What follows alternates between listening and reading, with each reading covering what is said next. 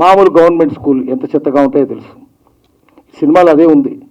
Government స్కూళ్ళల్లో ఉండే కంపు, అమెరికాలో ఉండే ట్రంప్, రెండింటిని గురించి చెప్పినారు, కంపు ట్రంప్ గురించి. యూనివర్సిటీలు కూడా అంతే.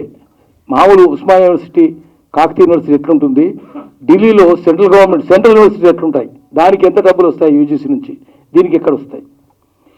స్కూల్ నుంచి యూనివర్సిటీస్ దాకా ప్రభుత్వమే మొదటి నుంచి education for masses, education for classes. Class అంటే డబ్బులు ఉన్నోళ్ళ కోసం, డబ్బులు ఇళ్ళ కోసం ప్రభుత్వమే అనుసరిస్తున్నది. ఇప్పుడు ఆ ప్రభుత్వమే మొత్తం ప్రైవేట్ కంపెనీలు పనిచేసింది. విద్య ప్రైవేట్ అయింది, వైద్యం కూడా ప్రైవేట్ అయింది. ఇంకా విచిత్రం ఏంటంటే వైద్యం కూడా తీయాలి నెక్స్ట్. అంటే అది నిజంగా చెప్పాలి, అది చాలా భయంకరమైంది వైద్యం. ఇంకా విద్య కూడా భయంకరమైంది. మొత్తం చైనా పాలైంది. చైనా అంటే చైతన్య నారాయణ, రెండు మొత్తం నాశనం. డ్యూయోపలి అంటారు. మొనోపలి అంటే ఒక్కరి చేతిలో ఉంటుంది, డ్యూయోపలి అంటే ఇద్దరి చేతిలో ఉంటాయి. కోకోలా, పెప్సికోలా, ఇంకో దాన్ని రానియరు. డ్యూయోపలి అది భయంకరమైంది. వైద్యం కూడా అంతే.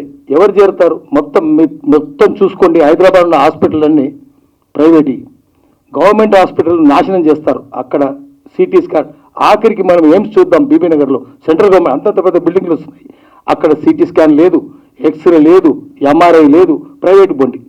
వేల మంది వస్తుంటారు, ఏముండదు. ఎందుకంటే వాళ్ళకు డబ్బులు అక్కడి నుంచి వస్తాయి.